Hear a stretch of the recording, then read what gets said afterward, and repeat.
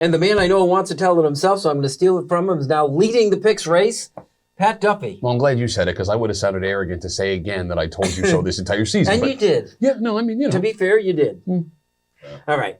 The thing I'm taking away from the Pittsburgh game is that, and I have to look at this play 3 times because I wanted to make sure that when Josh Allen took off on his 52-yard run, that he didn't fake a slide. No. And he didn't. He stayed upright because I thought, man, if he did, he is a marked man.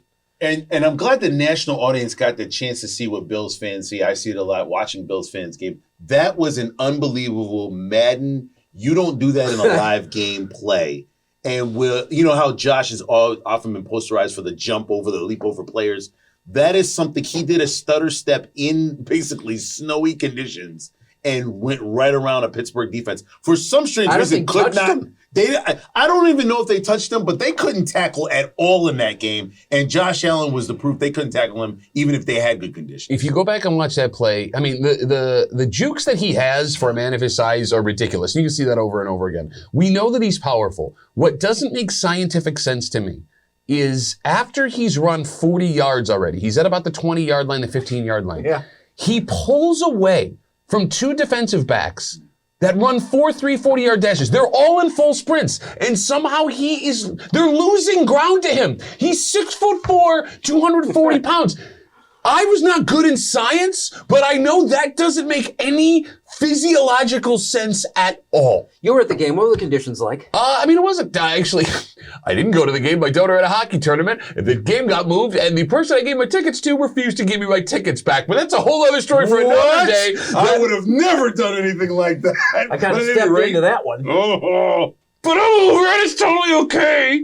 Should you be playing your most important football games of the entire year in conditions like we saw in Kansas City and Buffalo? I mean, listen, this is this is what happens when you have Western New York weather. I mean, it's not that you can basically do about it, but plan around it. But it did make for an interesting audience. It made for an interesting story. And like I said before, it really put the NFL on notice. If I'm Baltimore or anybody else who's left in this AFC, I have to be afraid of the possibility that I have to go up to Buffalo and deal with that and in the environment going forward. I am concerned about the injuries. We'll get into that later on. But they looked shaken at the beginning of the third quarter and then reassured again in the fourth. I've never seen anything like that. I mean, weather only becomes a factor if you're the team that doesn't have home field, right? Like, if you want to ensure that you are in a comfortable situation, go win your games. And that's been a problem for Buffalo the last couple of seasons, having to go to Arrowhead in the playoffs and win there. Well, that's not the case this season.